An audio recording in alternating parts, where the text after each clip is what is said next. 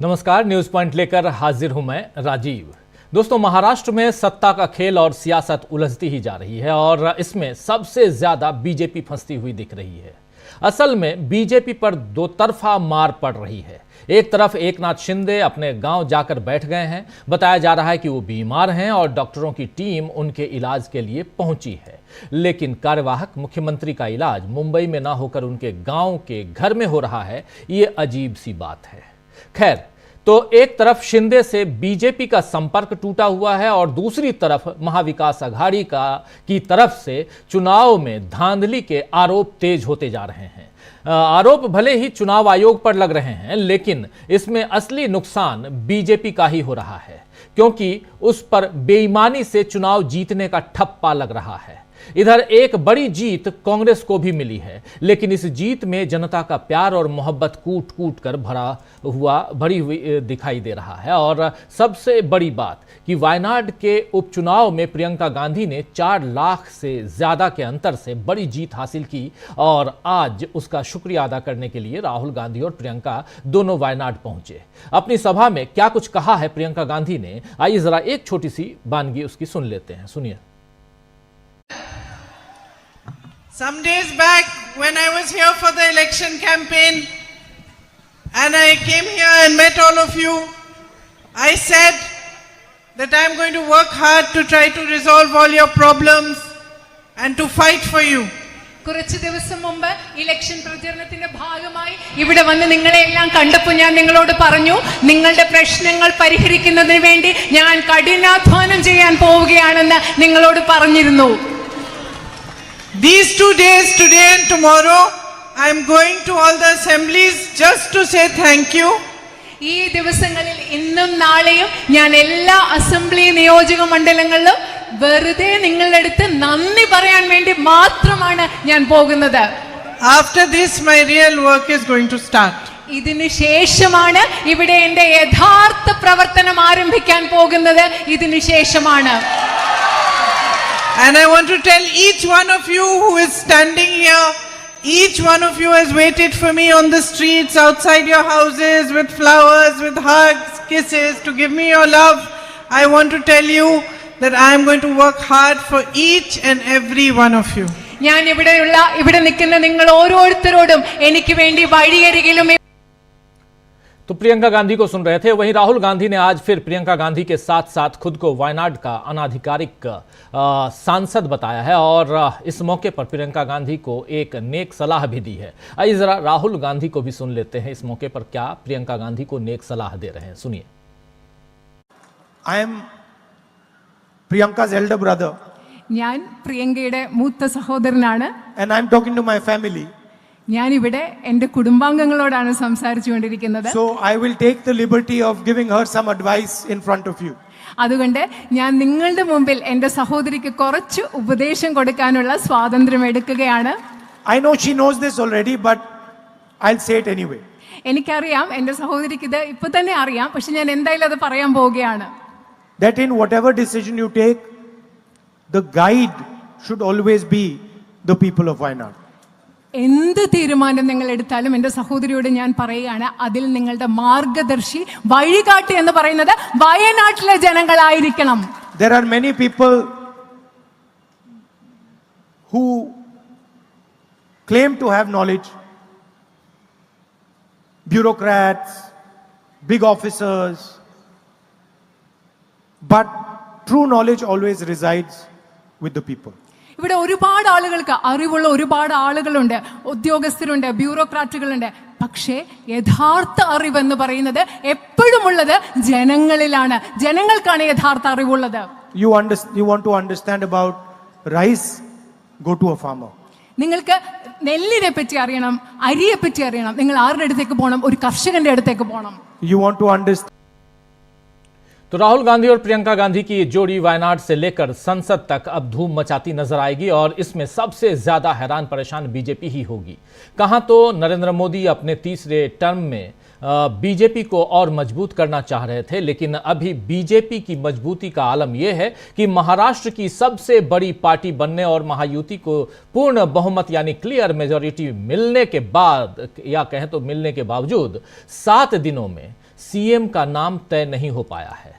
मोदी के रहते बीजेपी इतनी कमजोर क्यों दिख रही है, ये सवाल अब उठने लगे हैं। और अगर कहीं संघ यानी आरएसएस ने इस सवाल को गंभीरता से ले लिया तब तो मोदी की मुसीबत और बढ़ जाएगी। वैसे ही अडानी मामले में इस समय सरकार फंस गई है। अमेरिकी अदालत के फैसले के बाद नरेंद्र मोदी सरकार अडानी पर विपक्ष के सवालों से बच ही रही थी।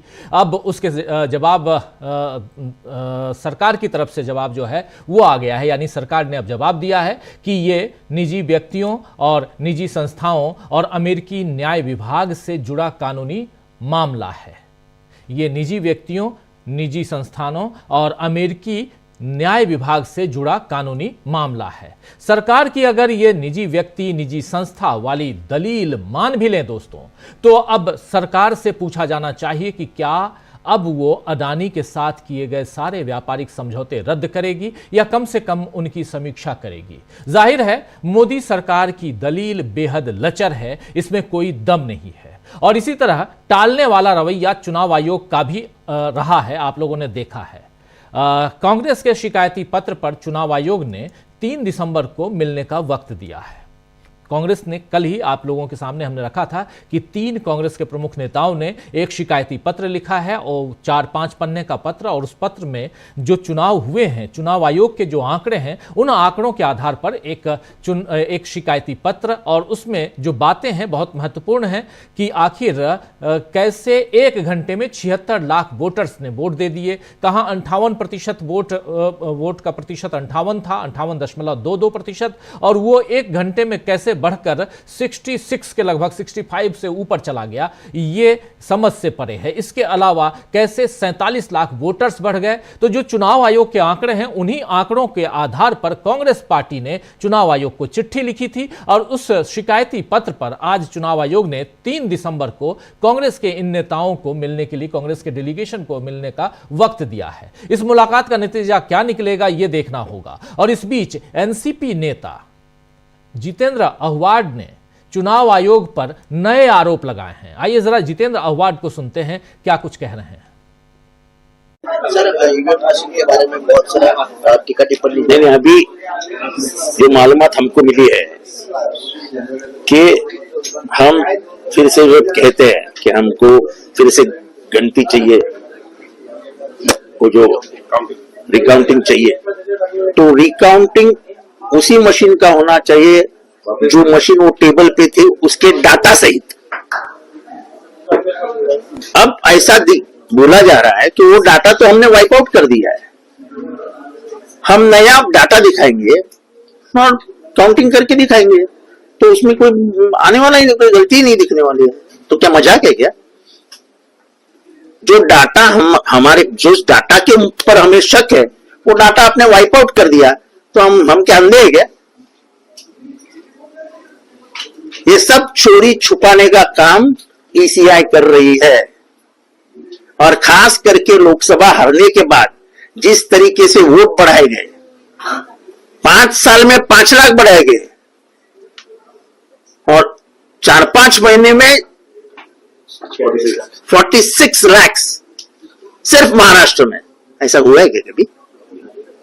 46 लाख लोग लाइन लगा के अर्जी भर के गए और उनका नाम आ गया।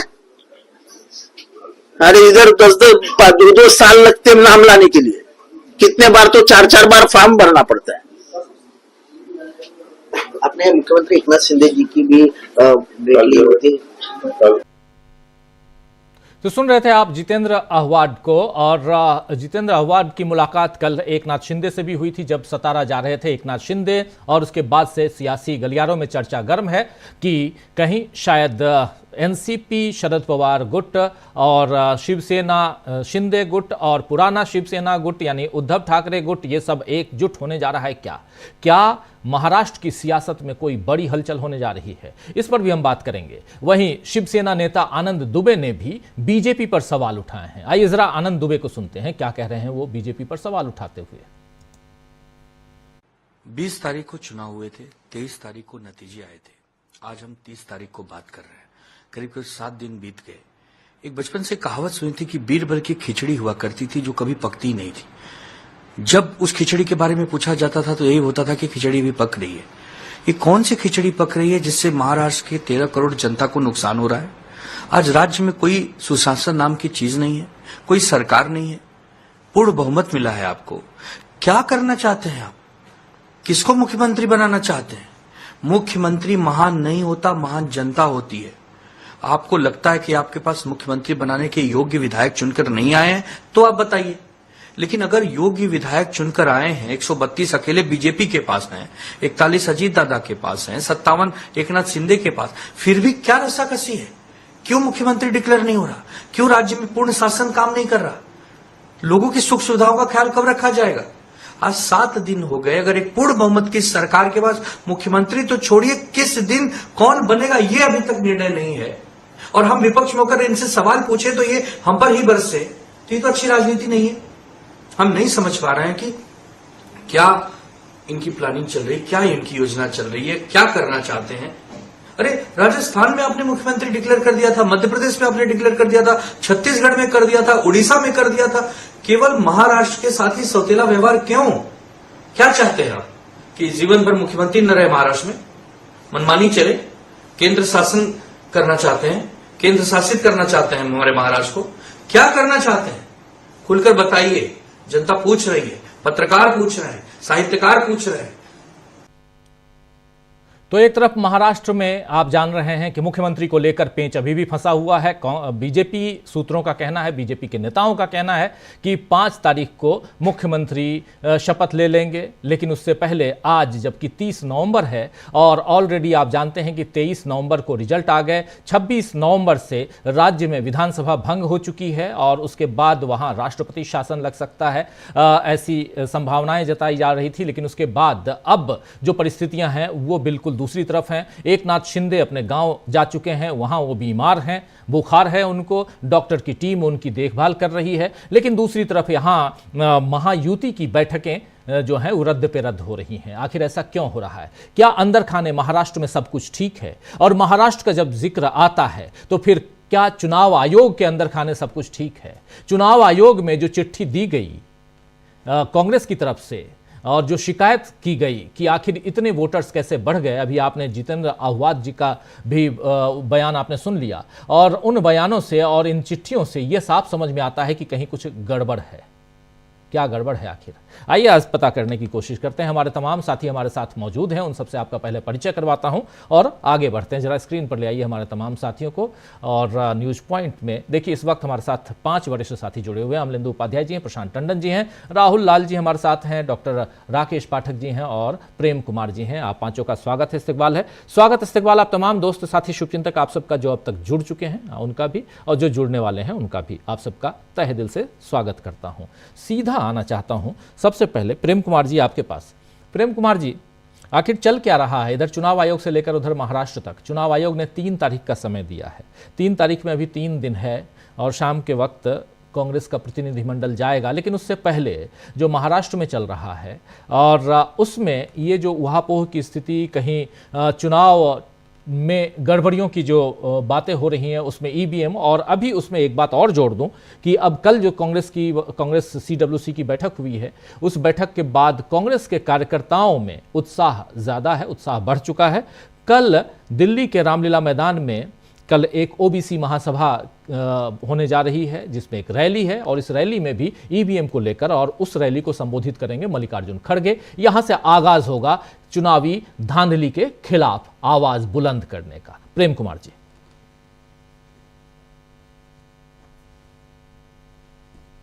अनम्यूट कर लीजिए प्रेम कुमार जी प्लीज।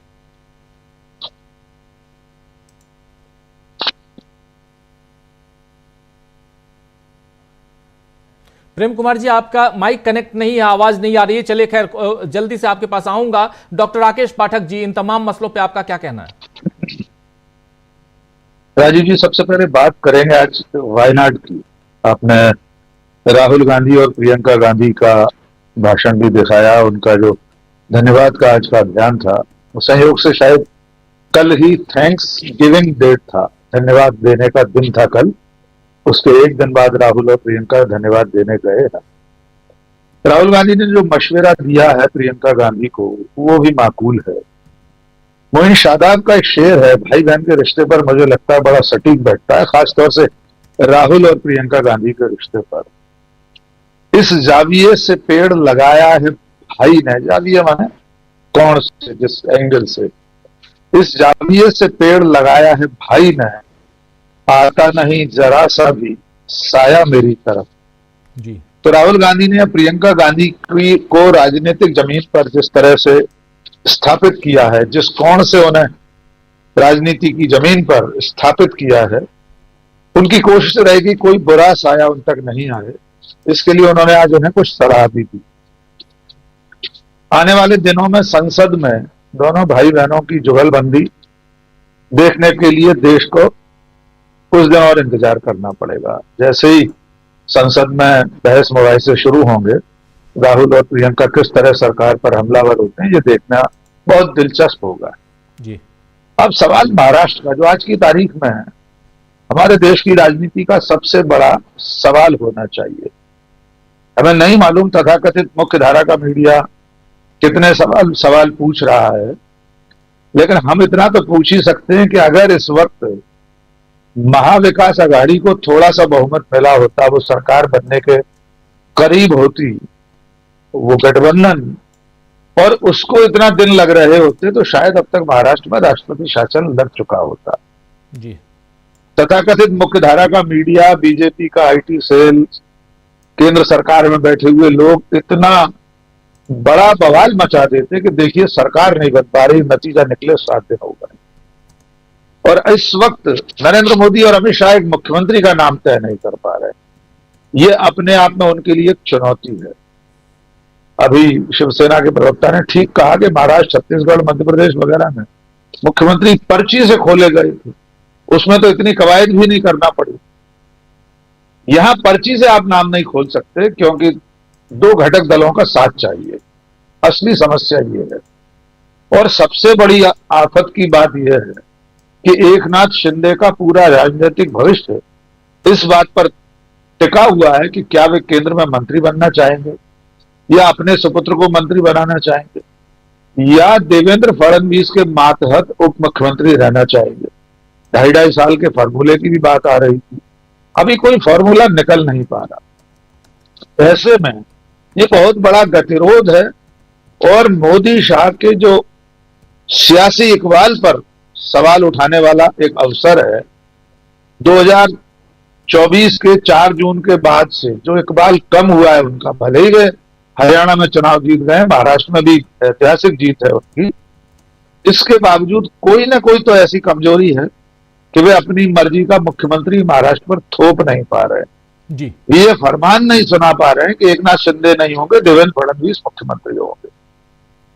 यद्यपि दोनों तीनों दल अभी इस स्थिति में है कि उनमें से कोई एक दल छोड़कर महाविकास आघाड़ी के साथ चला जाए, यानी एकनाथ शिंदे या अजित पवार, इसकी संभावनाएं कम दिखाई देती। लेकिन जैसा कि कहा जाता है कि राजनीति अनिश्चितताओं का खेल है, संभावनाओं का खेल है, कल कुछ भी हो सकता है।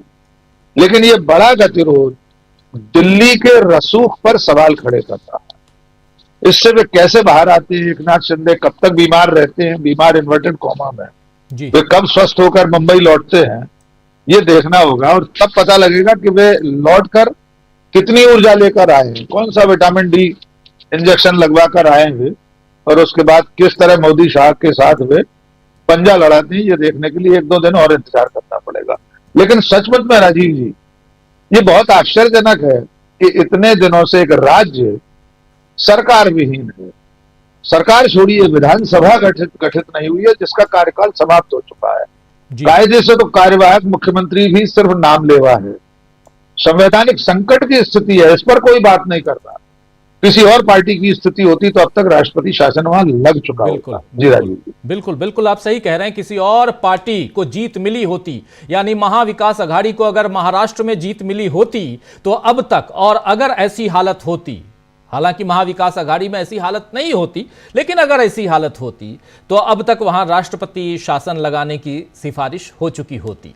अब यहां 5 तारीख तक इंतजार करने की बात हो रही है और 5 दिसंबर तक इंतजार आखिर वहां की जनता क्यों करे, यह सवाल वहां की जनता पूछ सकती है। लेकिन अगर बम्पर जीत हासिल हुई है बीजेपी को, बम्पर जीत हासिल हुई है महायुति को, तो मुख्यमंत्री का चुनाव महाराष्ट्र में करने में दिक्कत क्यों है, यह बड़ा सवाल है। और इस बीच आखिर शिंदे साहब, एकनाथ शिंदे सीधे अपने गांव में जाकर बीमार कैसे हो जाते हैं, यह भी बड़ा सवाल है। चलिए आगे बढ़ते हैं, हमारे और साथियों को स्क्रीन पर ले आइए और प्रेम कुमार जी की आवाज अगर आ रही हो तो उनके पास चलते हैं। प्रेम कुमार जी, मेरी आवाज आ रही है आप तक?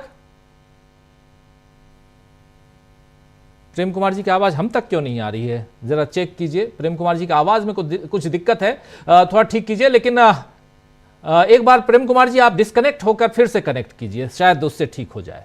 कई बार होता है कि कंप्यूटर हम खोलते हैं, कोई प्रोग्राम नहीं चल रहा होता है तो पूरे कंप्यूटर को बंद करके, लैपटॉप को बंद करके चालू करते हैं, सब ठीक हो जाता है। तो वैसे ही करने की जरूरत है शायद। प्रशांत टंडन जी, आपके पास आना चाहता हूं।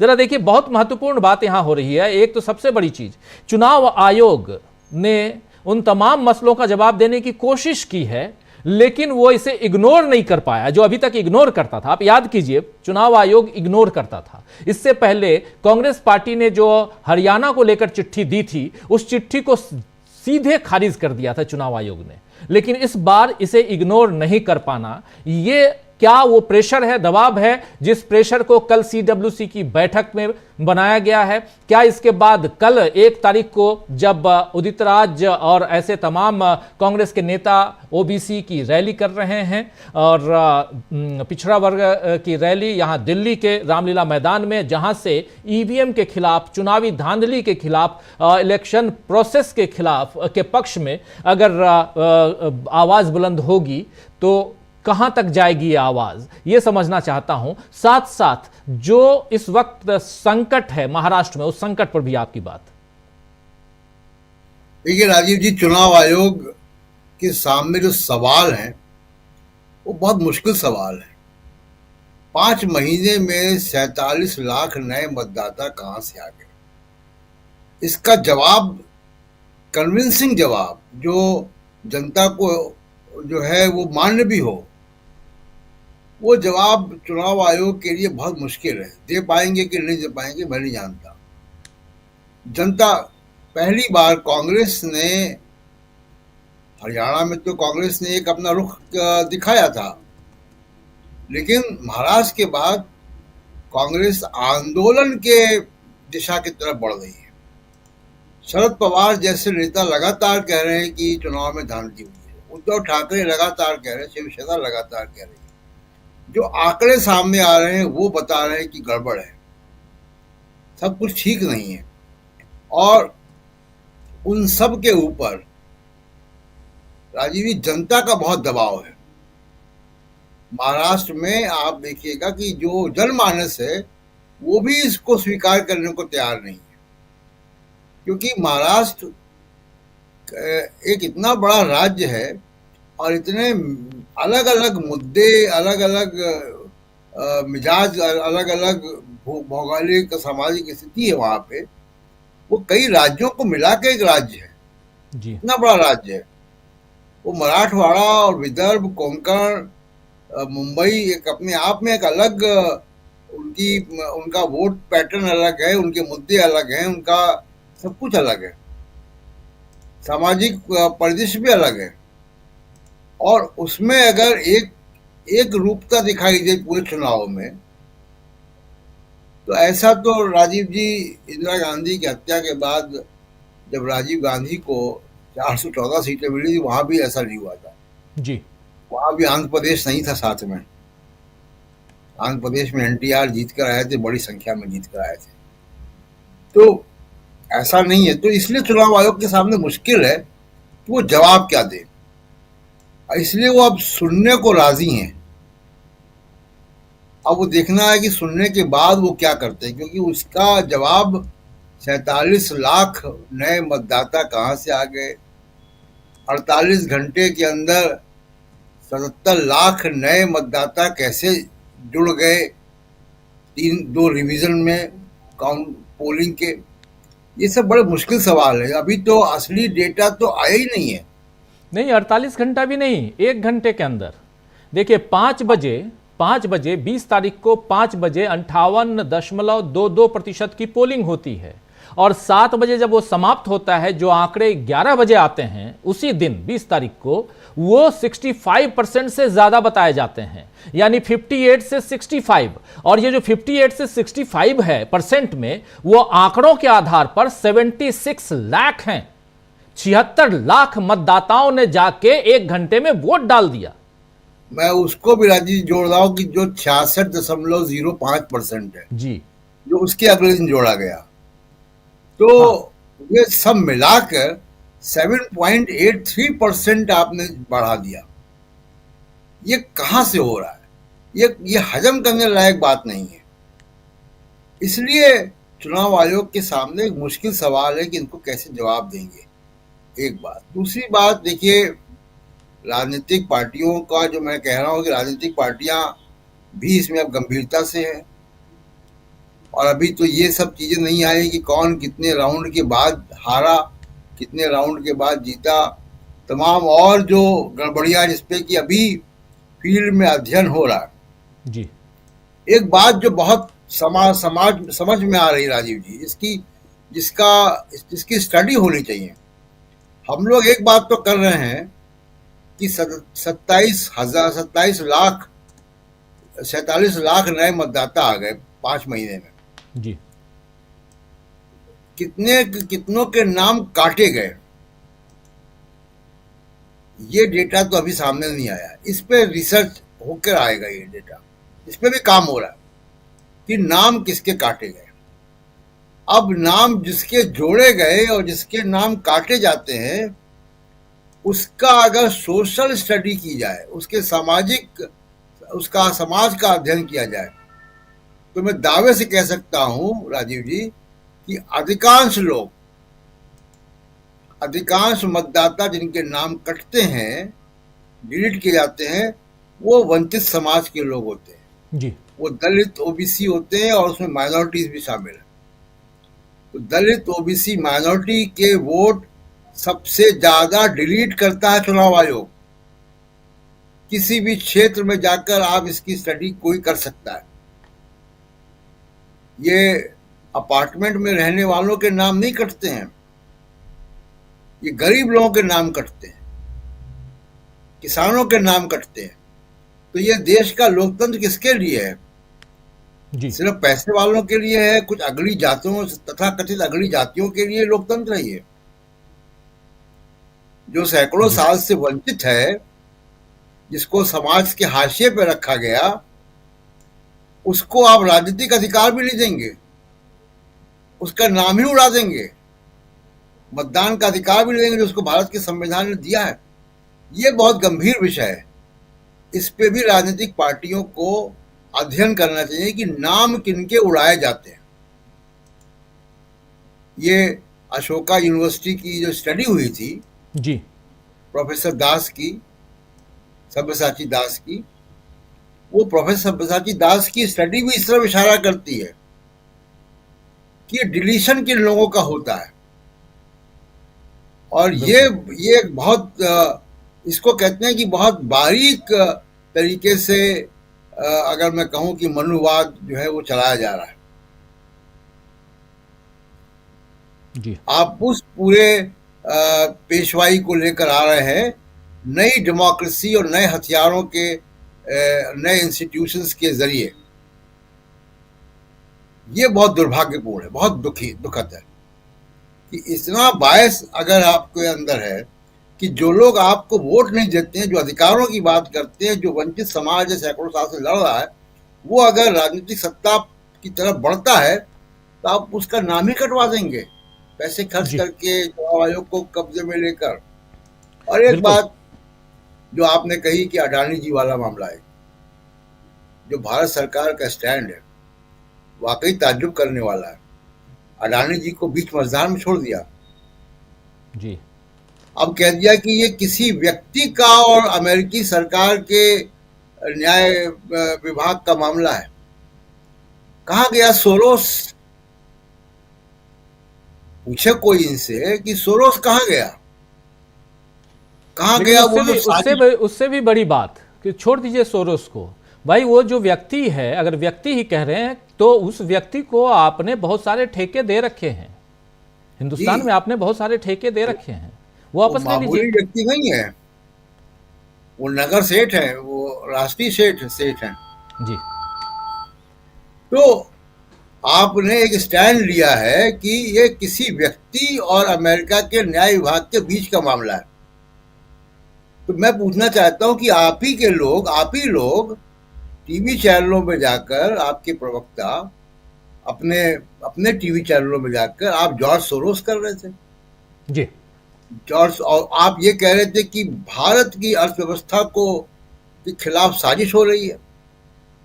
तो वो कहाँ गई साजिश? वो बड़ी बड़ी बातें कहाँ गई? यानी सरकार के पास या तो ये बात कहने का दम नहीं है और आप प्रवक्ताओं से अपनी बात कहलवाते हैं, मीडिया से अपनी बात कहलवाते हैं।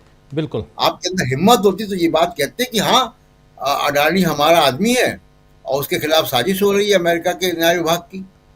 जी राजीव जी बिल्कुल बिल्कुल, बहुत सारी बातें इस पे हम और आगे बात करेंगे, लेकिन महत्वपूर्ण है कि यहाँ हम जब चुनाव की बात कर रहे हैं, चुनावी धांधली की बात कर रहे हैं, और उसमें एक तरफ कांग्रेस पार्टी बहुत मजबूती के साथ, और कांग्रेस का कहना है कि विपक्षी दलों को भी, जो इंडिया गठबंधन के साथी हैं, सहयोगी हैं, उनको भी हम अपने साथ लेकर आएंगे और आगे बढ़ेंगे। तो चुनाव के जो चुनावी धांधली, उस पर कांग्रेस पार्टी का अपना रुख, और वो कल से बहुत क्लियर नजर आ रहा है, और कल यानी बीता हुआ कल से क्लियर नजर आ रहा है, और कल इसका आगाज होने जा रहा है दिल्ली के रामलीला मैदान से। हमारे साथ जुड़ गए हैं प्रोफेसर रविकांत जी भी, और साथ में राहुल लाल जी जुड़े हुए हैं, प्रेम कुमार जी जुड़े हुए हैं। प्रेम कुमार जी की आवाज़ नहीं आ रही है, उनके पास भी आएंगे, लेकिन बहुत महत्वपूर्ण है यहाँ पे एक बार फिर से आपको सुनाना चाहता हूँ जितेंद्र आव्हाड जी का जो बयान है वो बहुत इंपॉर्टेंट है, जो महाराष्ट्र के हिसाब से भी इंपॉर्टेंट है और चुनाव आयोग के हिसाब से भी इंपॉर्टेंट है।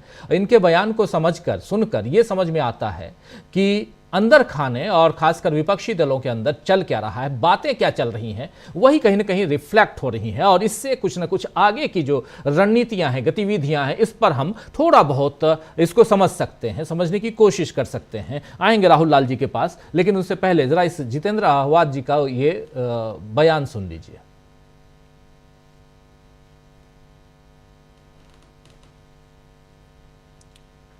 जितेंद्र आव्हाड जी का बयान ले आइए स्क्रीन पर, बहुत महत्वपूर्ण है, और अभी से थोड़ी देर पहले आप सुन भी रहे थे, और उस बयान को जी एक बार सुन लेते हैं।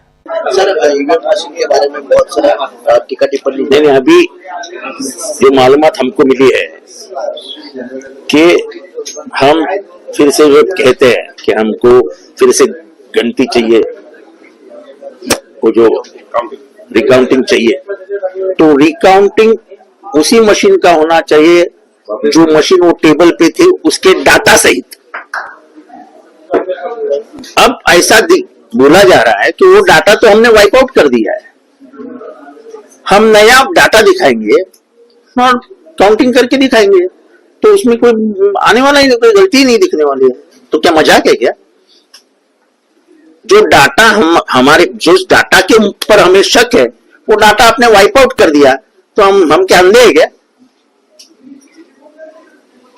ये सब चोरी छुपाने का काम ईसीआई कर रही है, और खास करके लोकसभा हारने के बाद जिस तरीके से वोट बढ़ाए गए, 5 साल में 5 लाख बढ़ाए गए,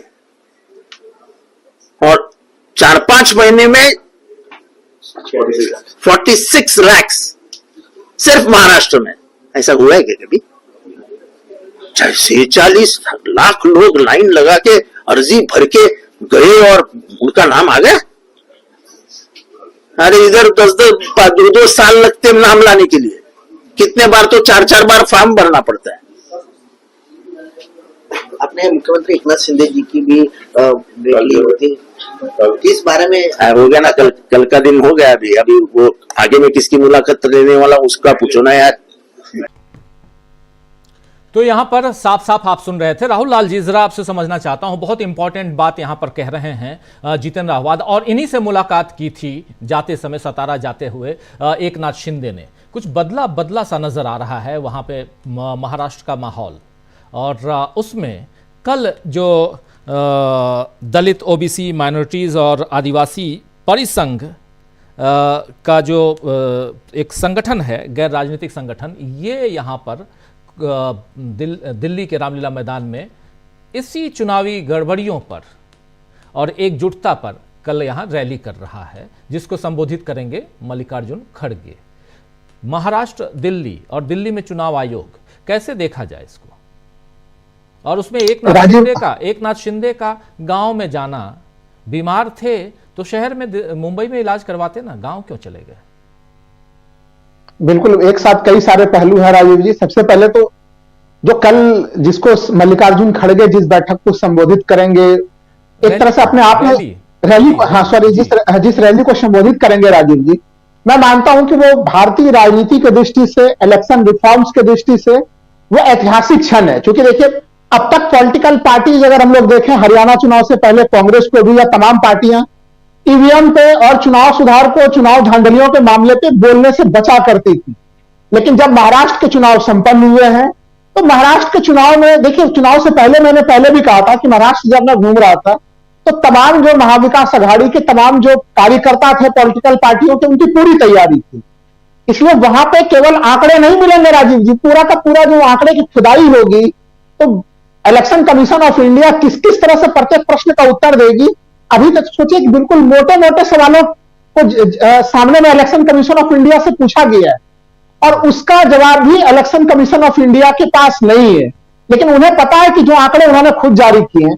अब देखिए, अवार्ड जी का जो बयान था, कितना महत्वपूर्ण बयान है कि प्रत्येक साल में 1-1 लाख मतदाता जुड़ रहे हैं, तो भाई 5 वर्ष में कैसे जो है कि 46-47 लाख मतदाता कैसे जुड़ गए, इसका क्या उत्तर है किसी के पास? 95 विधानसभा सीटों को लेके जो आंकड़े महीने में 47 लाख मतदाता बढ़ गए। 5 साल में 37 लाख बढ़े, 37 लाख 5 साल में। 2019 से 2024 के लोकसभा चुनावों के बीच 37 लाख मतदाता बढ़े महाराष्ट्र में। चलिए मान लिया 37 लाख मतदाता आ गए, लेकिन लोकसभा चुनाव 2024 और विधानसभा चुनाव 2024, इस 5 महीने में 47 लाख मतदाता बढ़ गए। एक तो वो आंकड़े अविश्वसनीय हैं, प्लस देखिए लोकसभा चुनाव से ही हम लोग राजीव जी देख रहे हैं कि मतदान प्रतिशत के बढ़ाने के आंकड़े, अभी तक हम लोगों को उत्तर मिला है कि उड़ीसा में किस प्रकार से 14% का वोट शेयर कहां से बढ़ गया था। अगर लोकसभा के संदर्भ में भी बात करें, उत्तर प्रदेश के किस प्रकार से बढ़ गए थे, तो उसका उत्तर इलेक्शन कमीशन ऑफ इंडिया अब तक नहीं दे पाया है। और वो वही कहानी, वही स्टोरी वो हर चुनाव में चलाता चला जा रहा है। तो इसलिए अब यह सवाल तो काफी बड़े रूप से जमा हो गया है कि वोटिंग प्रतिशत के बढ़ने का क्या कहानी है, घटने का क्या कहानी है। और उत्तर प्रदेश के उपचुनाव ने तो उससे भी बड़ा डायरेक्शन खड़ा कर दिया कि मतदाता सूची में नाम काटने की भी जरूरत नहीं है, मतदाताओं का बूथ तक आने ही नहीं देंगे। तो भारतीय चुनाव में इतना ज्यादा खुल के चुनावी धांधली, बैलेट पेपर को युग को लोग, बीजेपी के लोग बड़ा याद कर करके गाली दे रहे हैं, लेकिन इतनी खुल्लम खुल्ला धांधली की तस्वीरें शायद दुनिया ने कभी देखी हो जो उत्तर प्रदेश में दिखा और महाराष्ट्र में दिखा। तो वो इसका कोई उत्तर नहीं है। आप सोच के देखिए, सुप्रीम कोर्ट ने क्या आदेश दिया था? 45 दिनों तक आंकड़ों को सुरक्षित रखने के लिए कहा था। अवार्ड जी को क्यों कहना पड़ रहा है कि वो आंकड़े सुरक्षित डिलीट कर दिए गए? यानी क्या election commission of India supreme court के आदेशों का भी पालन नहीं कर रहा है? क्योंकि सुप्रीम कोर्ट ने तो कहा था कि 45 दिन तक आंकड़ों को उसी रूप में सुरक्षित रखना है राजीव जी। तो ये जो पूरे मामले है, जो चुनावी धांधली का मामला है, इस मामले में केंद्र सरकार भी फंसी हुई है और इलेक्शन कमीशन ऑफ इंडिया भी फंसा हुआ। यही कारण है कि हरियाणा में, चूंकि हरियाणा को लेकर अगर हम लोग देखें तो हरियाणा में विपक्ष की आंखें खोल दी थी कि एक तो एक ऐसा युग आ गया कि जहां पे डबल इंजन की सरकार है, वहां पे कभी सत्ता ही नहीं बदलेगी। अगर ये स्थितियां रही और चुनाव सुधार के लिए ये पार्टियां नहीं गई, धांधली रोकने के लिए नहीं गई, तब तो फिर अनंत काल तक यही स्थितियां चलती रहेंगी। तो ये पूरा सिचुएशन है जिस कारण से मामले बदले हुए हैं। महाराष्ट्र की स्थिति को देखें, महाराष्ट्र में आंकड़े किस स्तर पर कहां पे लाके रखे गए हैं। अब आप सोच के देखिए कि 23 तारीख को चुनाव के नतीजे आ चुके हैं राजीव जी, और अगर 23 तारीख से पहले देखें तो बीजेपी समर्थित जो तमाम मीडिया वो लगातार एक तरह से चेतावनी जैसा न्यूज दे रहा था राजीव जी कि 25 तक ही है विधानसभा की आखिरी तिथि। 25 तारीख के मध्य रात्रि तक अगर मुख्यमंत्री का चयन नहीं होगा तो लग जाएगा राष्ट्रपति शासन। तमाम गोदी मीडिया में ये खबरें जो है विपक्ष को डराने के लिए कैसे प्रकाशित किया जा रहा था। आज भी वो संवैधानिक संकट की स्थितियां बनी हुई है। अगर 5 दिसंबर शपथ ग्रहण की तिथि घोषित है, आजाद मैदान में शपथ होगा वो भी घोषित है, 1 बजे दोपहर में होगा वो भी बीजेपी के लोग बोल रहे हैं। अरे भाई ये भी तो बता दीजिए कि शपथ लेगा कौन। तो शपथ की तिथि मुहूर्त सब घोषित है राजीव जी, लेकिन लेने वाले का नाम घोषित नहीं है। ऐसा अजूबा फॉर्मूला तो हम लोगों ने पहली बार देखा है, जहां तक कि अगर सोचिए 288 सदस्यीय विधानसभा में महायुति को कितना जबरदस्त और कहते हैं ना कि बीजेपी इटसेल्फ, बीजेपी को बम्पर सीटें मिली हैं, 90% लगभग उसका स्ट्राइक रेट रहा है। तो बीजेपी 90% अपने यहाँ से किसी एक का नाम तो घोषित कर ही सकती थी, दल की बैठक करके नेता तो चुन ही सकते थे अभी तक। राजीव जी, बीजेपी के लोग और तमाम लोग अप्रत्यक्ष रूप से जानते हैं। देखिए, जब आप रियल अपने वोटों से जीतते हैं उसका नैतिक बल अलग होता है। जब आप धांधली करके 420 करके जीतते हैं तो वो नैतिक बल भी नहीं होता। एक तो ये भी चीज महाराष्ट्र की प्रणाली में दिख रही है। दूसरा चीज कि आपने इस वो कहते हैं ना मैच फिक्सिंग, इस मैच फिक्सिंग में अपने सहयोगियों को जिस तरह से उनके संख्या को लाया गया और बीजेपी ने अपने संख्या को बढ़ाया है। क्योंकि एकनाथ शिंदे ने बहुत ज्यादा ताकत झोंकी थी, उनकी सीटें जिस तरह से आई है, अजित पवार ने भी पूरी ताकत झोंकी थी, तो इनके संख्याएं बड़ी हैं, लेकिन भारतीय जनता पार्टी ने अपनी कितनी बड़ी संख्या प्राप्त कर ली है। तो ये जो पूरा एक नंबर है वो ये भी चीज तय करता है कि एकनाथ शिंदे आज क्या स्थिति बनी हुई है। एकनाथ शिंदे सोचिए कि बीमार है, बड़ा सही सवाल यहां पर उठाया गया कि बीमार है। तो भाई मुंबई में तमाम मिलावटी हॉस्पिटल है जहां तमाम सेलिब्रिटी को हम लोग जाते हुए देखते हैं, तमाम शिक्षा स्वास्थ्य की सुविधाएं वहां पे है, लेकिन आज वो कहां चले गए, अपने गांव में चले गए और चले गए इलाज कराने के लिए। इस बात पे राजीव जी कौन विश्वास करेगा, इतना भोलापन कौन विश्वास मान लेगा। स्पष्ट है कि वहां पे तलवारें बिल्कुल खिंची हुई है, अलग अलग चीजें, वो कौन बनेगा मुख्यमंत्री, कौन बनेगा उप मुख्यमंत्री। और हमें तो एक चीज ये भी लग रहा है कि केवल सहयोगी दलों में तलवारें नहीं खिंची हुई है, भारतीय जनता पार्टी के भीतर भी खिंची हुई है। दिल्ली आला कमान चाह रहा है कि हमें रिमोट कंट्रोल की नहीं और भी कमजोर मुख्यमंत्री चाहिए। वो उस रेस में लगे होंगे कि हम भजन लाल शर्मा से भी कमजोर कैसे खोलना, यादव जी से भी कमजोर कैसे मुख्यमंत्री खोलना। तो वो एक रिमोट कंट्रोल मुख्यमंत्री खोजने की कहानी है। फडणवीस को कैसे किनारे लगाएं, कांगड़े का क्या किया जाए, वो कौन कैमरे पकड़ लिए जाए, ये सब भाजपा के भीतर है और भाजपा के बाहर के सहयोगी हैं। इसलिए ये जो कहते हैं कि वो जी, इस पे और बात करते हैं। राहुल लाल जी, थोड़ा सा आपको रोकना चाहूंगा। प्रेम कुमार जी, आ रही मेरी आवाज? जी, आवाज आ रही है। अब आप भी बिल्कुल दुरुस्त आवाज है, जरा आपके पास ही आना चाहता हूं। बहुत कुछ हम लोग पहले सबसे शुरुआत में आपके पास आ रहा था, बहुत सारी बातें हम लोगों ने कर ली और इस बीच जब तक आपकी आवाज हम तक आई है, और सबसे महत्वपूर्ण बात, आप सुन रहे थे सारी बातें, सबसे महत्वपूर्ण बात यहाँ पे कि एक तरफ चुनाव आयोग, और चुनाव आयोग भी घिरा हुआ है महाराष्ट्र के रिजल्ट को लेकर। उससे पहले हरियाणा के रिजल्ट और उस पर जो आपत्तियां जताई गई थी उसे चुनाव आयोग ने खारिज कर दिया। एक दो पन्ने नहीं बल्कि 12-13 पन्ने की चिट्ठी लिखकर और सीधे सीधे कांग्रेस के आरोपों को खारिज कर दिया था। मिलने की बात तक नहीं थी, लेकिन यहां मिलने के लिए बुलाया गया है। और सबसे बड़ी चीज आप याद कीजिए कि 2 दिनों से हम लोग लगातार कह रहे हैं कि यहां बात यह हो रही है कि कांग्रेस पार्टी ने जो चिट्ठी लिखी उसमें साफ साफ कहा है कि ये हमारे आंकड़े नहीं है, जो कुछ भी हमने यहां रखा है वो आपके आंकड़ों के आधार पर रखा है। आप बता दीजिए कि ये आंकड़े कैसे बढ़ गए।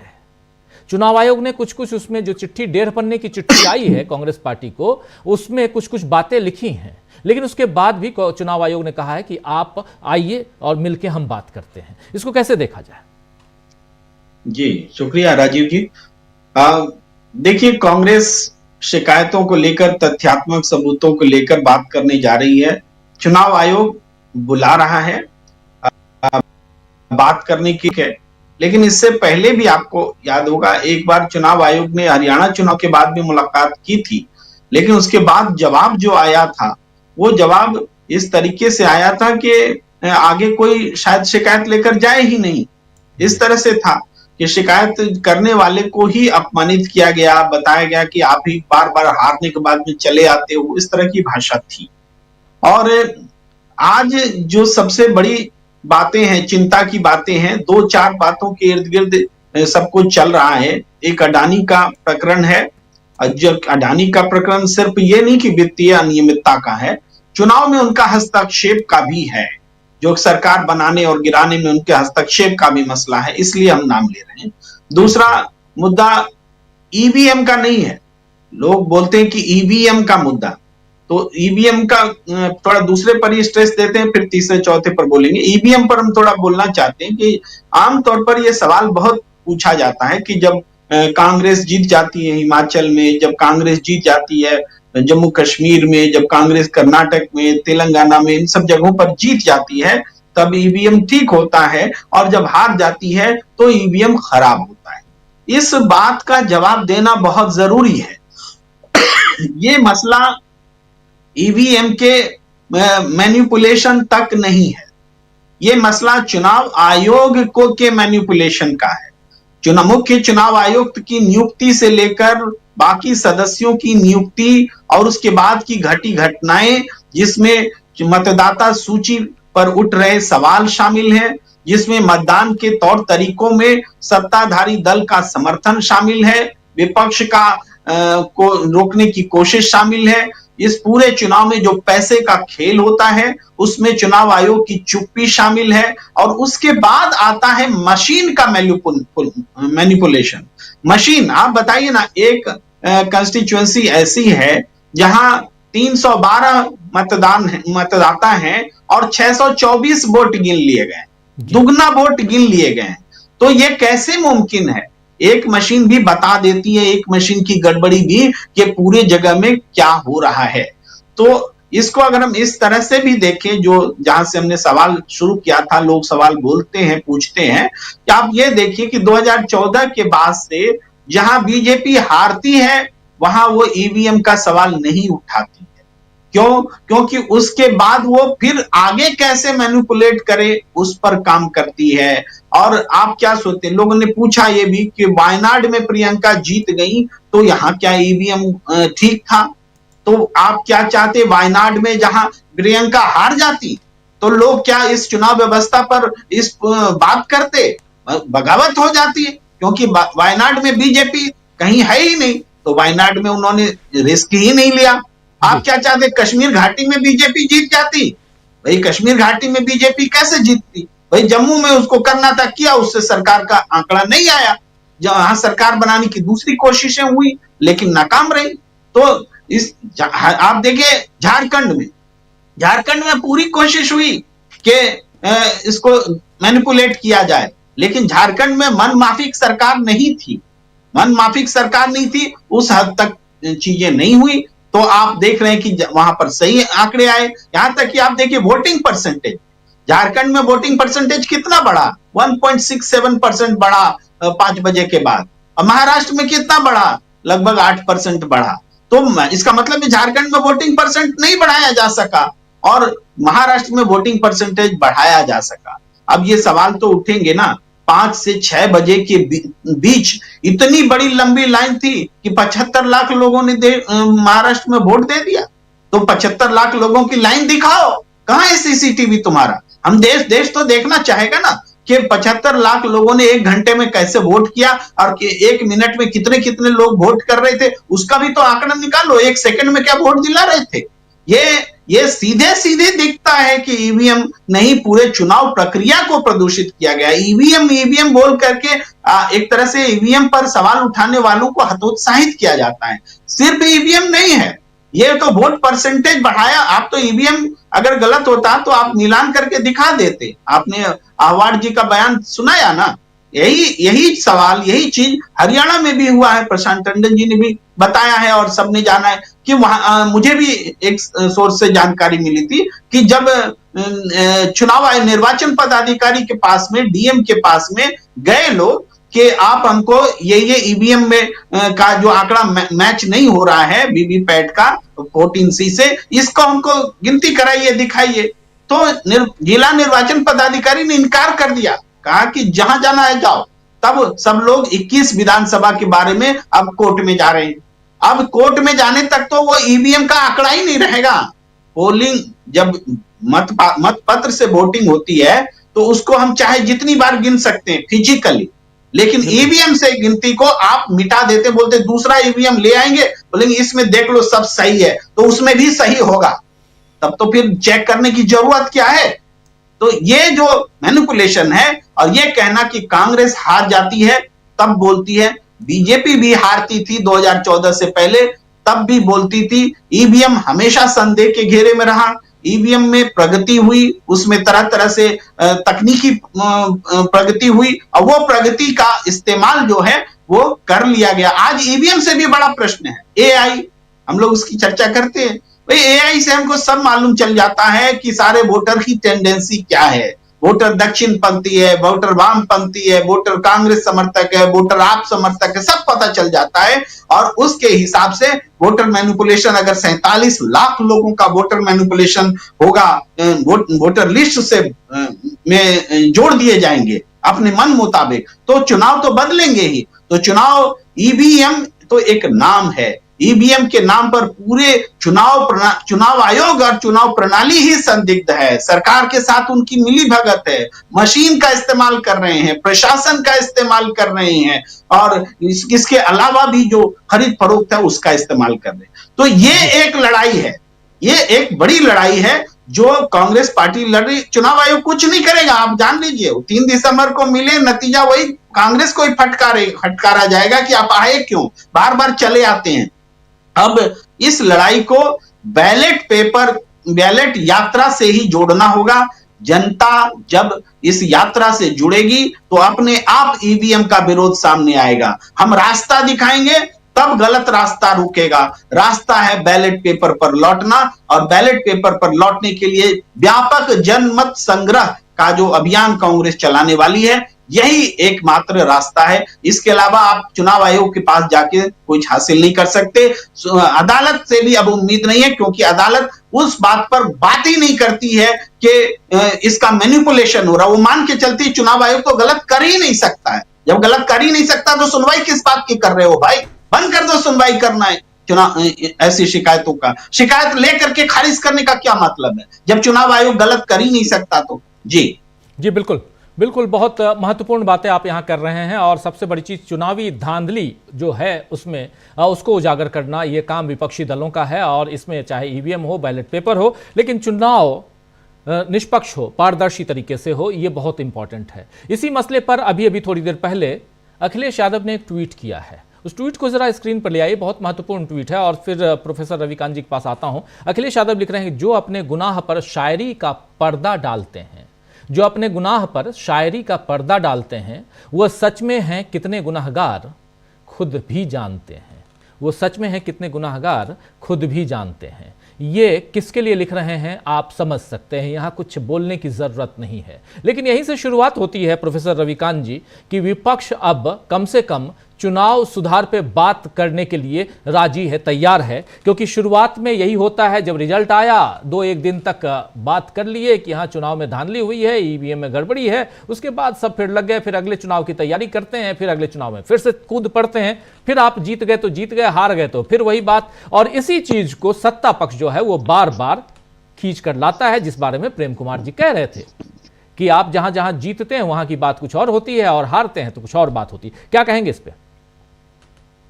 देखिए राजीव जी, इसमें 2 बातें मैं कहूंगा। पहली बात तो ये कि बहुत देर कर दी हुजूर आते आते जी। ये चीज हम लोग लगातार कह रहे थे और 2019 के लोकसभा चुनाव के बाद ही कह रहे थे। इसमें जो एक सबसे बड़ा परिवर्तन आया और जो मुझे लगता है कि जिस पर ध्यान नहीं गया, हम लोगों का गया लेकिन पॉलिटिकल पार्टीज का उतना नहीं गया। पहली बार एक बड़ा प्रयोग बीजेपी ने किया गुजरात इलेक्शन में। गुजरात इलेक्शन में लैंडस्लाइड विक्ट्री मिली बीजेपी को, और वो तब जब एंटी इनकम्बेंसी थी। उसके पहले कभी नरेंद्र मोदी इतनी सीटें नहीं जीत पाए थे, 2002 के गोधरा दंगों के बाद भी। वो मुझे लगता है कि बड़ा प्रयोग किया था नरेंद्र मोदी ने, और उसके बाद लोकसभा चुनाव में भी हुआ। लोकसभा चुनाव में अगर ये नहीं हुआ होता तो बीजेपी कहां होती ये हम लोगों को मालूम है। 79 सीटों पर तो सीधे तौर पर दिख रहा है। बाकी उत्तर प्रदेश में मैं बैठा हुआ था, मैं तो बराबर कह रहा था कि 50 सीटें इंडिया अलायंस जीत रहा है और 30 अगर मिल जाए तो बहुत बड़ी बात, जो हालात थे जमीन पर। फिर भी महाराष्ट्र और उत्तर प्रदेश में तो वो चीजें दिखी, लेकिन बाकी और राज्यों में जो खेल हुए उस खेल को कांग्रेस पार्टी ने और विपक्ष ने पकड़ने की कोशिश नहीं की। अब क्यों नहीं की, जरा मैं इसकी तरफ आता हूं, उसकी वजह क्या है। ऐसा नहीं है कि उनको इसको लेकर के शक नहीं रहा होगा, शक था, पहले से था, लेकिन जब आपकी सत्ता की भूख ही मर गई हो तब आप क्या करेंगे। फर्क ही ना पड़ता हो हार और जीत से। प्रशांत जी के साथ हम लोग एक दिन बात कर रहे थे और मैंने जो बात रखी उनके सामने, वो सहमत थे कि राहुल गांधी ने बहुत कुछ अर्जित किया इस बीच में।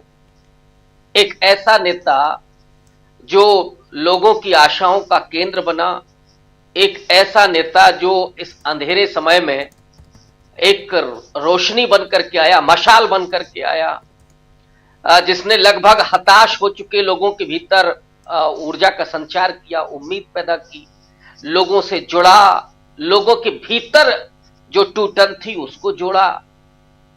लेकिन राहुल गांधी ने इन तमाम प्रपंचों से आहत होते हुए कि राहुल गांधी तो सत्ता और परिवार, ये तीसरी पीढ़ी चौथी पीढ़ी, अपने आप को उस सत्ता से दूर कर लिया जी।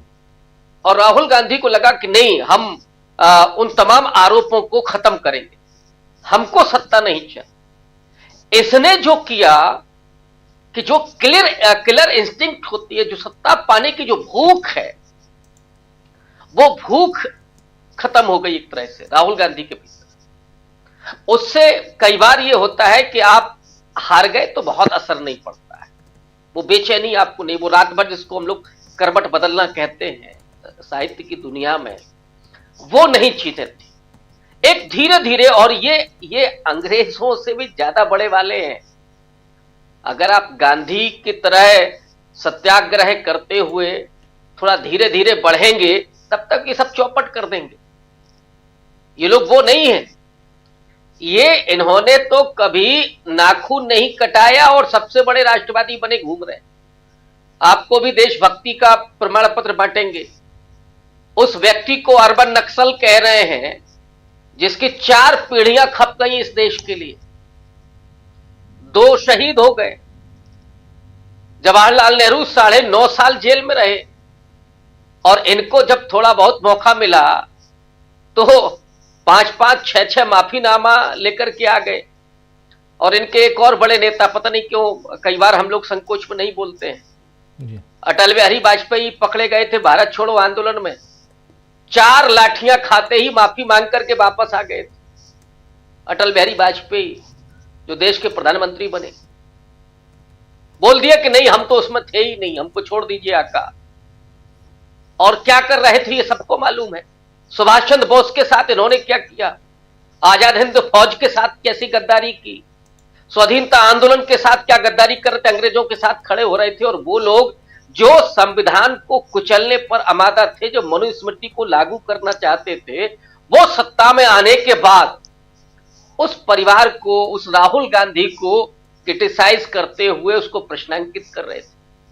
राहुल गांधी इंसान बहुत अच्छे ही हम सब जानते हैं, इस देश का कोई भी ऐसा व्यक्ति नहीं होगा जो इस बात से सहमत ना हो, लेकिन राजनीति में बहुत भला इंसान भी नहीं काम करता। और जब सामने आरएसएस हो, जिन्होंने हमेशा जो किया, जिस तरह से किया, कभी सोशलिस्टों के बीच में घुस करके, कभी माफी मांग, 3-3 बार प्रतिबंध लगा और फिर भी और वहां तक पहुंच गए। तो राहुल का, और अभी जो कहा मल्लिकार्जुन खड़गे ने कि हमें चुनाव जीतने होंगे, जी, सबसे महत्व मुझे लगता है कि ये आज अभी के समय का सबसे बड़ा वक्तव्य है मल्लिकार्जुन खड़गे का। और ये पूरे कांग्रेस पार्टी को समझना होगा कि जब तक हम चुनाव नहीं जीतेंगे, जब तक सत्ता में नहीं पहुंचेंगे, तब तक न तो आप अपने विचार को लागू कर सकते हैं और न सामाजिक परिवर्तन कर सकते हैं, न लोगों की रक्षा कर सकते हैं, वरना यहां बुलडोजर भी चलता रहेगा, संभल भी चलता रहेगा, बहराइच भी होता रहेगा और सरेआम थितरई होती रहेगी। और वो कुछ और भी कहा जाए कि सुप्रीम कोर्ट जो कर रहा है वो भी होता रहेगा। तो जरूरत इस बात की है कि आप सत्ता में पहुंचे। तो अब थोड़ा वो पैदा हो रही है ऊर्जा कि नहीं, सत्ता तो हम दे रहे हैं, ये लूटा जा रहा है। और ये सिर्फ किसी पार्टी को नहीं लूटा जा रहा है, ये इस देश के उन नागरिकों के मैंडेट को लूटा जा रहा है। आदमी का अगर घर में पैसा चोरी हो जाए तो बहुत बड़ी चोरी नहीं होती, लेकिन जिसके मत को चोरी कर लिया जाए, ये तो नंगा नाच है साहब। ये तो सबसे बड़ा अटैक है भारत के संविधान पर और उन लोगों पर जिनको 3000-4000 साल के बाद इंसान होने का अधिकार मिला, जिन्हें सत्ता में भागीदारी मिली, जो इस देश के मालिक बने। राहुल गांधी क्यों कहते हैं कि आदिवासी इस देश के पहले मालिक हैं? दलितों के भीतर का जो उनकी अस्मिता है, जो उनका सम्मान है, जो स्वाभिमान है, उसको वापस लाना, जो कुचला जा रहा है। कोई आदिवासी के मुंह पर पेशाब कर रहा है, कोई किसी की मूंछ काट रहा है, कोई घोड़ी पर नहीं चढ़ रहे, ये तमाशा क्या है? और मोदी जी तो गुजरात से आते, उनके ऊना में क्या हो रहा था? मरी हुई गाय की खाल निकालने पर 5 भाइयों को पीटा जा रहा था, दलितों को। तो ये अपनी फिर वहां आंदोलन चला जिग्नेश मेवानी का कि गाय की पूंछ तुम अपने पास रखो, हमको तो हमारा अधिकार चाहिए। तो ये अधिकार तभी सुरक्षित होंगे जब सत्ता बदलेगी, और उसके लिए वो भूख चाहिए, वो सपना चाहिए। और जब फिर ये होगा तो जहां जहां चोरी डकैती जो हो रही है, जो तस्करी हो रही है, ये क्या है साहब? 5 महीने में कितना वोट पड़ गया? 47 लाख। ये गजब खेल चल रहा है। ये सरेआम डकैती हो रही है ना, ये तो दिन में चल रही है, रात में भी नहीं है जी। तो इन चोरों डकैतों को, तस्करों को पकड़ने की जिम्मेदारी किसकी है? इनको चिन्हित करने की जिम्मेदारी किसकी है? मैं इनको मानता ही नहीं हूं कि ये सामान्य लोग हैं। ये चोर डाकू तस्कर हैं जो इस देश के दलितों वंचितों का वोट जो हजारों साल के बाद मिला था, अब ये इतना आसान है क्या? उस पर अगर डकैती हो रही है तो जिम्मेदारी राहुल गांधी की है, मल्लिकार्जुन खड़गे की है, पूरे विपक्ष की है कि उसको बचाएं और सत्ता पाने की भूख पैदा करें। मैं आपके माध्यम से राहुल गांधी तक ये मैसेज भेजना चाहता हूं कि साहब, आप सत्ता पाने की भूख पैदा करिए। गांधी को 3-3 गोलियां छाती में मारी गई थी, ये वो लोग हैं, जरा इस बात को समझिए जी। बहुत बड़ी आपके बात। सामने कोई नेहरू नहीं है। राहुल गांधी को इस बात को समझना होगा। गांधी ने सत्ता से इसलिए अपने आप को दूर किया था क्योंकि उनके पास नेहरू थे। आज नेहरू नहीं है कोई। ये राहुल गांधी को नेहरू भी बनना पड़ेगा, अंबेडकर भी बनना पड़ेगा, इस भूमिका को अदा करना पड़ेगा सत्ता में पहुंचने का, और ये तभी चोरी डकरी तस्करी बच पाएगी। राजीव जी। जी बिल्कुल, 2 बातें बहुत महत्वपूर्ण है। एक है चुनाव सुधार, चुनाव में जो धांधलियां हैं उस पर उंगली उठाना और एक आंदोलन के रूप में इसको आगे बढ़ाना ताकि चुनाव में सुधार हो, चुनाव में धांधलियां ना हो। और दूसरी बात कि कांग्रेस के अंदर सत्ता की भूख, यानी आपको जीत की भूख पैदा करनी पड़ेगी। आप जीत गए तो जीत गए, नहीं तो ठीक है चलो आगे बढ़ते हैं, इसको लेकर अगर आप आएंगे तो सत्ता पक्ष और विपक्ष दोनों के बीच जो बैलेंसिंग वाली बात होती है वो नहीं होगी।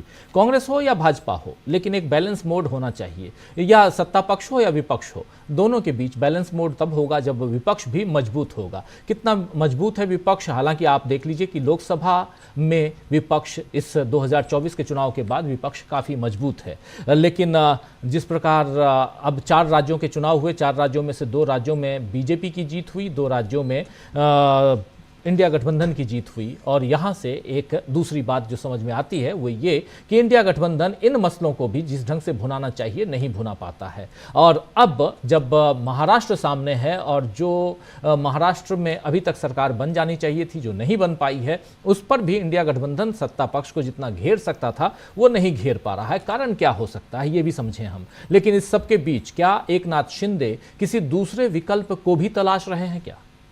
ये भी एक बड़ा सवाल है। क्या एकनाथ शिंदे किसी दूसरे विकल्प को तलाश रहे हैं? एकनाथ शिंदे, उनके अलावा अजीत पवार, इन दोनों को जितनी सीटें आई हैं दोस्तों, और इधर महाविकास अघाड़ी को जितनी सीटें आई हैं, इसको जोड़ लीजिए तो 146 सीटें बनती हैं, 146 सीट्स बनती हैं।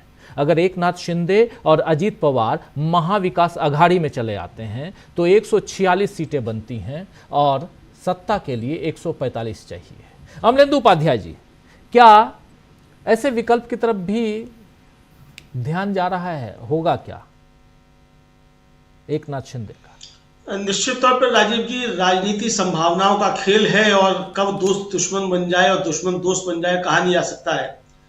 अगर कांग्रेस उद्धव ठाकरे के साथ मिलकर 2.5 साल के आसपास सरकार चला सकती है और 5 साल गठबंधन चलाकर जो है और वो साथ में चुनाव में जा सकती है, तो एकनाथ शिंदे लौटकर उद्धव ठाकरे के दरवाजे पर क्यों नहीं पहुंच सकते? या अजीत पवार जो है वो लौटकर शरद पवार के पास क्यों नहीं पहुंच सकते हैं? और अगर बीजेपी जो खेल उसने उद्धव ठाकरे के साथ किया या उसने शरद पवार के साथ किया, वही खेल वो करने के लिए अगर अजीत पवार और एकनाथ शिंदे के साथ सोच रही है, तो क्यों एकनाथ शिंदे और अजीत पवार बीजेपी के साथ रहेंगे?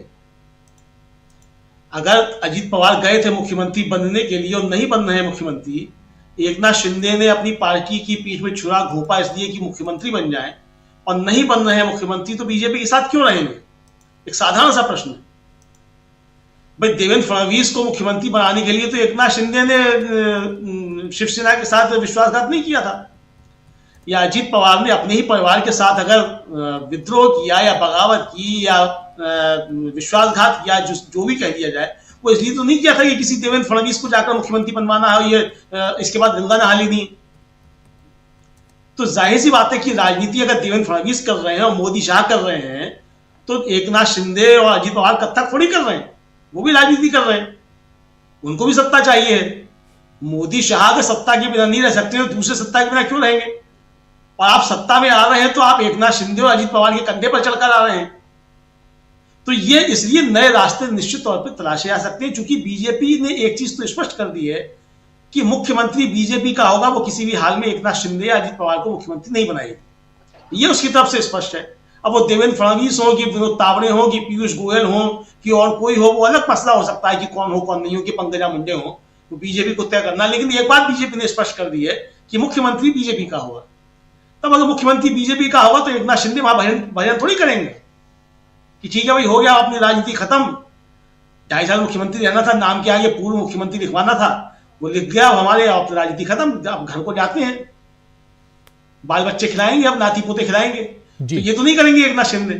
तो जाहिर सी बात है राजनीति कुछ ना कुछ चल रहा है। और जिस तरीके से जितेंद्र आव्हाड की मुलाकात हुई है एकनाथ शिंदे से, और उसके बाद एकनाथ शिंदे अपने गांव चले गए जी, उससे पहले भी जा सकते थे गांव, लेकिन अगर जितेंद्र आव्हाड से मुलाकात के बाद एकनाथ शिंदे गांव जाते हैं, वहां जाकर बीमार पड़ जाते हैं और डॉक्टर उनके वहां इलाज कर रहे हैं और मुंबई में इलाज नहीं हो रहा है, तो ये समझा जा सकता है राजीव जी कि ये इलाज एकनाथ शिंदे का नहीं हो रहा है, सतारा में बैठकर ये इलाज जो है मोदी शाह का किया जा रहा है। अब देखना ये कि जो मोदी शाह का इलाज किया जा रहा है वो कितना कारगर होता है और कितना जो है वो जल्दी बुखार उतरता है मोदी शाह का। जी, इस बीच अजीत पवार का बयान आया है। अजीत पवार का कहना है कि हमारी जो दिल्ली में मुलाकात हुई, बात हुई अमित शाह के साथ, उसमें यह तय हुआ था कि मुख्यमंत्री बीजेपी का होगा और 2 डिप्टी सीएम होंगे और दोनों दलों से होंगे। अब देरी हो रही है, ये कह रहे हैं अजीत पवार। उनका बयान अभी थोड़ी देर पहले आया है। चलिए, लीपा पोती ही सही, लेकिन कुछ तो बात सामने आई है और देर हो रही है, इसलिए चर्चा का विषय है। और अगर आप ये मान के चलिए कि ये देरी महाविकास अघाड़ी की तरफ से होती तो आसमान टूटकर फूटकर जमीन पे समा चुका होता, ये तय मानिए। डॉक्टर राकेश पाठक जी, क्या कहेंगे इस पे आप? देखिए, इसमें एक एंगल हम लोग छोड़ रहे हैं जी। कांग्रेस पार्टी होती या बाकी और कोई दल होता तो हम लोग गुटबाजी पर भी बात कर रहे थे। भारतीय जनता पार्टी के मामले में हम ये भूल रहे हैं कि देवेंद्र फडणवीस के नाम पर अमित शाह और उनका खेमा तैयार नहीं है। देवेंद्र फडणवीस राष्ट्रीय स्वयंसेवक संघ के ब्लू आइड बेबी हैं, मोदी की भी पसंद है, लेकिन अमित शाह की पसंद नहीं है। तो क्या इस देरी के पीछे शाह और मोदी के बीच में मतभेद का विश्लेषण नहीं होना चाहिए?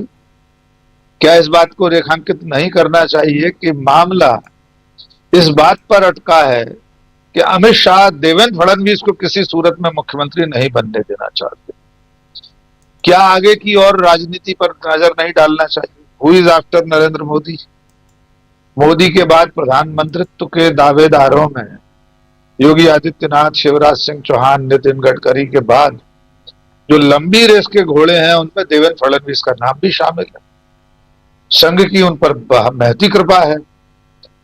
तो क्या हमें और आपको इस बात पर चर्चा नहीं करनी चाहिए कि भारतीय जनता पार्टी में भी लठ बज रहा है?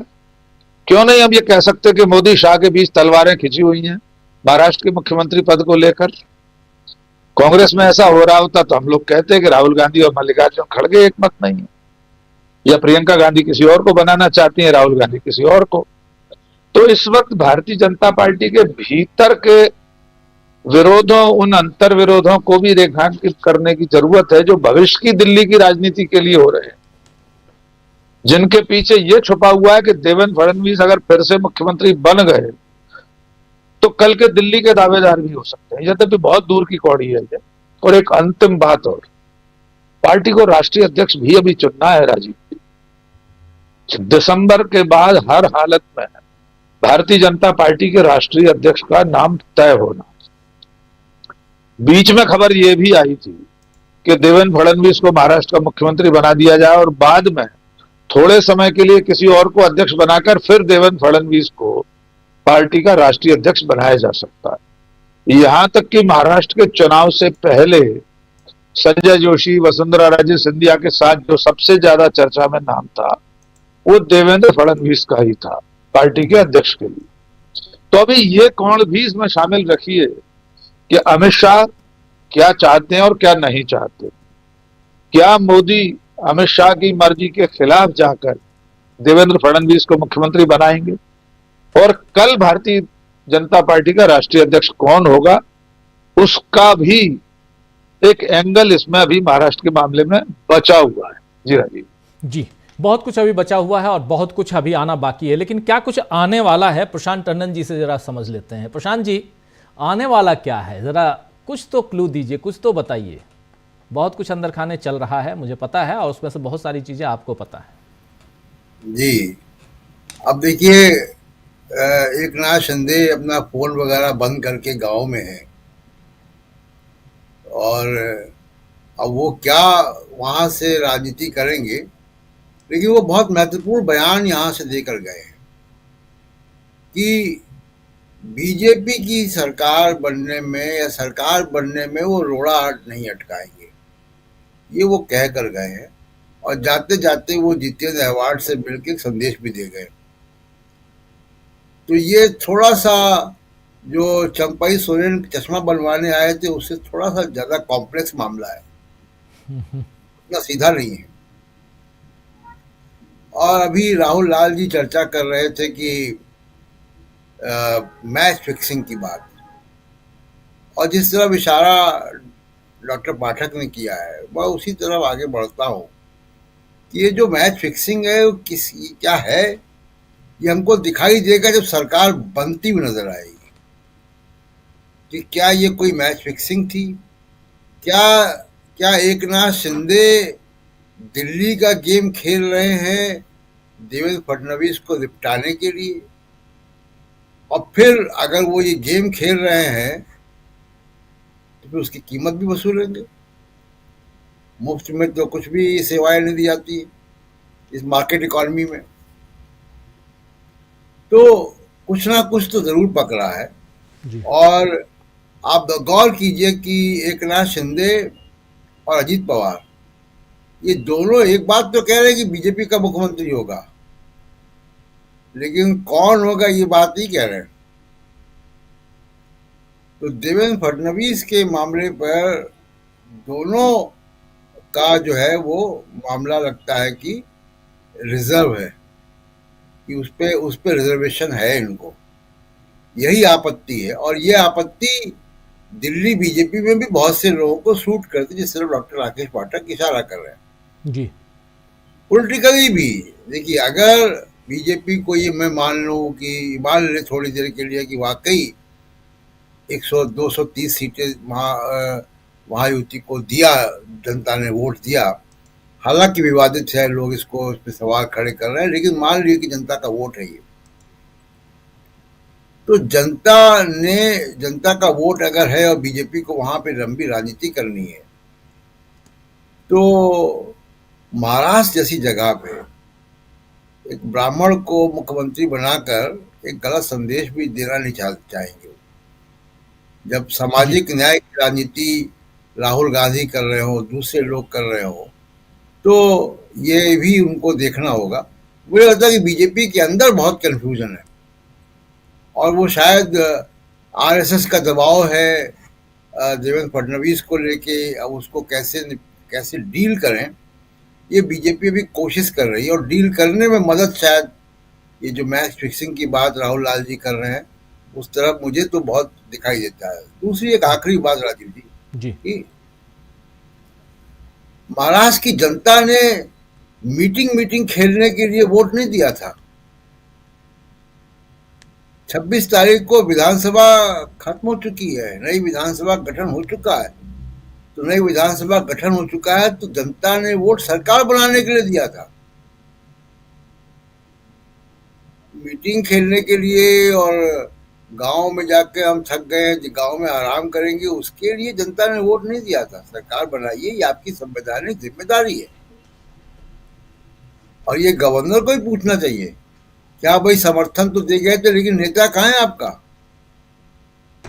लेजिस्लेटिव पार्टी ने किसी को चुना कि नहीं चुना, गवर्नर को भी रिमाइंडर देना चाहिए फोन करके कि भाई आप तो बताओ ना कि सरकार किसकी बनेगी, किसको शपथ दिलाए, किसको अपॉइंट करें। तो ये बीजेपी को तमाम जो है सवालों के जवाब देने होंगे। मुझे लगता है कि ये मिस्ट्री अभी रहेगी जब तक ये मामला सुलझता नहीं है। जी, क्या कहेंगे राहुल लाल जी आप इस पे? प्रशांत जी बिल्कुल सही कह रहा है, ये पूरा मामला काफी उलझ गया है और ये मामला ना केवल महाराष्ट्र तक सीमित नहीं है राजीव जी, क्योंकि जिस तरह से भारतीय जनता पार्टी ने अपना संख्या काफी बढ़ाया है और एक तरह से ये संदेश देने का प्रयास कर रहे हैं, तो उससे एनडीए के खेमे में बेचैनी है कि अगर ये इसी रूप में अगर रिजल्ट मैनिपुलेटेड किस्म के आते हैं, अगर ये आरोप सही है जो तमाम विपक्षी पार्टी लोग लगा रहे हैं और जो फील्ड में देख के हम लोगों को भी लग रहा था, तो सोचिए बिहार के विधानसभा चुनाव होने वाले हैं, वहां पर अगर हम लोग इस रिजल्ट को लेकर देखें, जदयू के कई लोगों से, कई छोटे नेताओं से, कई कुछ बड़े नेताओं से भी बातचीत हुई राजीव जी, उन लोगों का क्या कहना है? उन लोगों का कहना यह है कि तब तक फिर बिहार में जदयू खत्म, यानी जदयू के माध्यम से बिहार के सत्ता प्रणाली का प्रयोग कीजिए, चुनाव आयोग के अधिकारों का प्रयोग कीजिए और लास्ट में रिजल्ट ऐसा आएगा जिसमें बड़ी संख्या पर भारतीय जनता पार्टी दिखेगी। तो पिछले बार तो चिराग पासवान को प्रयोग करना पड़ा था इन्हें जदयू को छोटा करने के लिए, इस बार तो इलेक्शन कमीशन ऑफ इंडिया ही काफी है इनके लिए।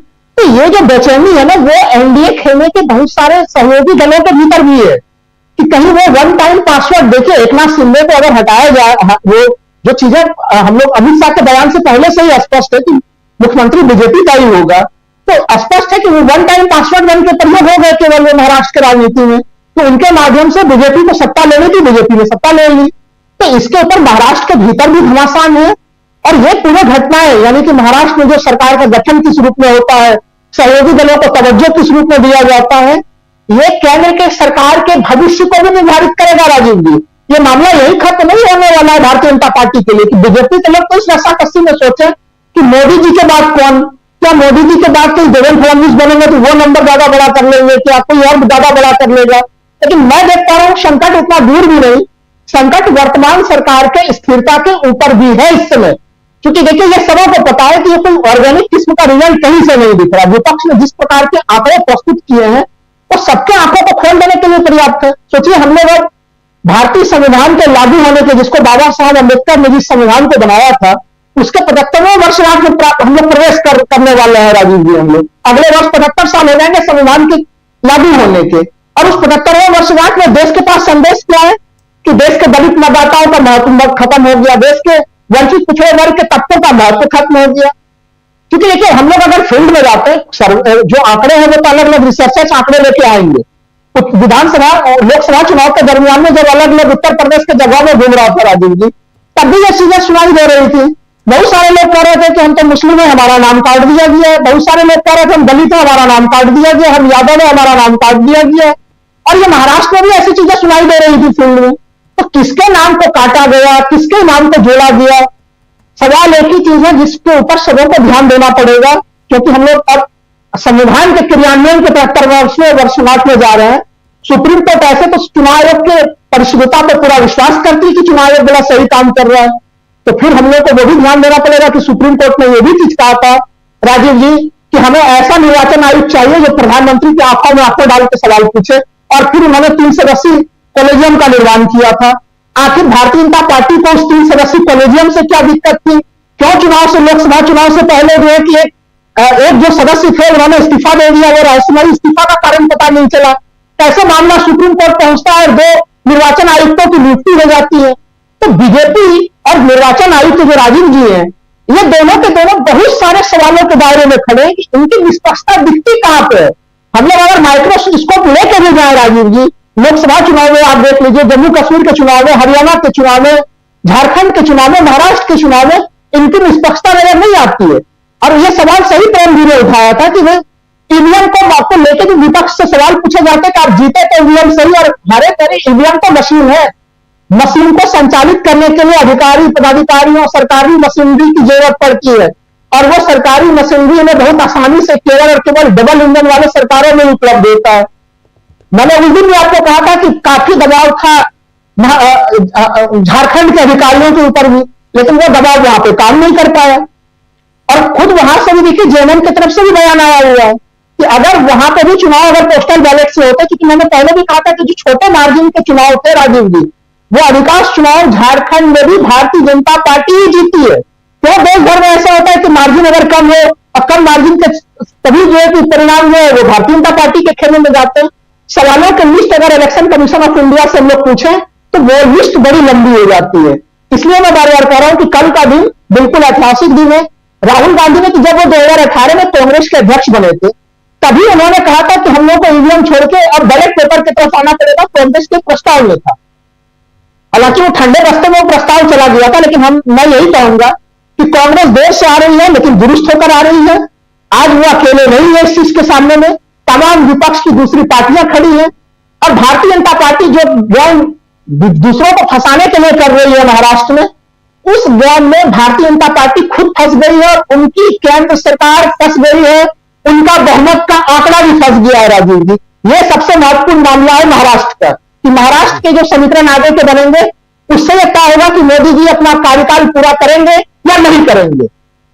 जी, लेकिन अभी तो ये दिख रहा है कि सरकार महायुति की बन रही है और उसमें राजीव जी वहां तो महायुति की बन जाएगी, लेकिन उसका जो इफेक्ट केंद्र पे पड़ेगा वो भी सवालों के घेरे में है राजीव जी, क्योंकि सब लोग सारे सहयोगी डर गए हैं कि इलेक्शन कमीशन और तमाम हमारे सरकारी मशीनरी का दुरुपयोग और हमारी कहानी खत्म।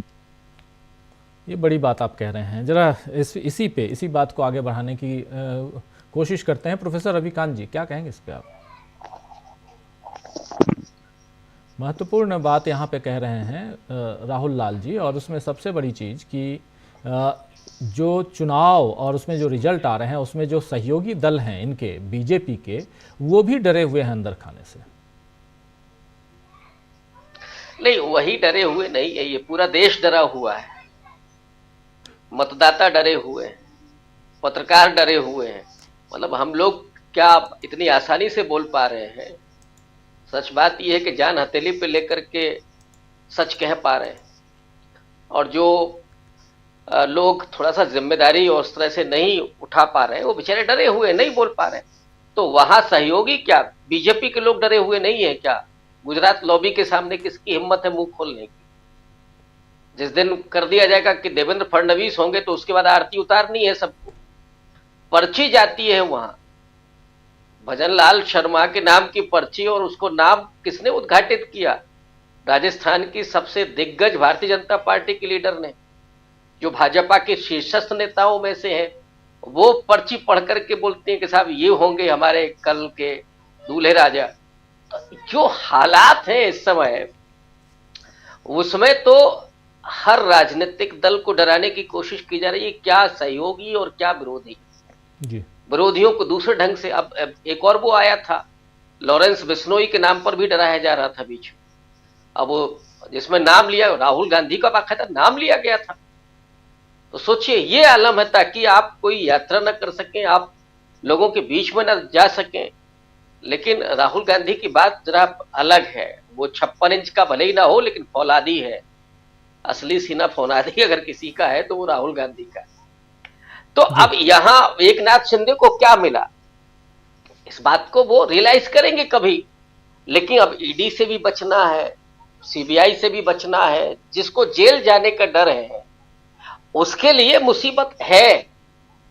तो इसलिए इसमें हमें कोई वो अलग नहीं दिखता है कि साहब नहीं वो डरे हुए हैं और वो ऐसे कर रहे हैं। वो मानेंगे भी, एकनाथ शिंदे भी मानेंगे।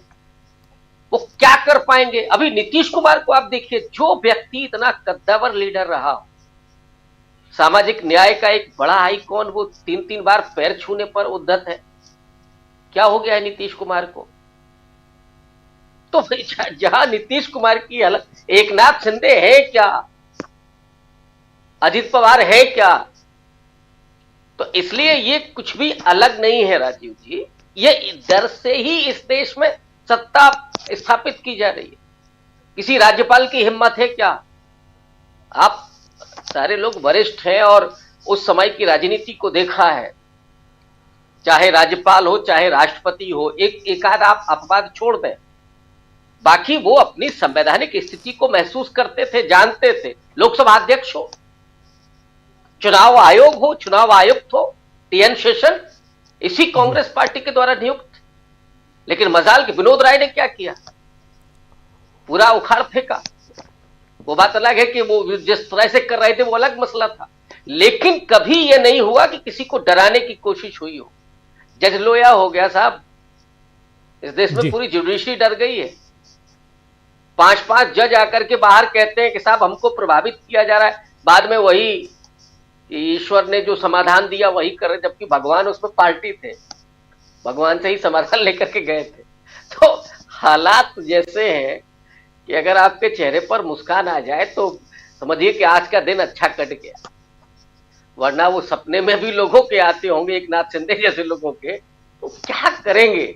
इसलिए मुझे कोई उसमें वो नहीं है, और मानेंगे भी और जिसको चाहेंगे उसको बनाएंगे। वो कोई भी हो सकता है, हाँ उनके हिसाब से होगा बस।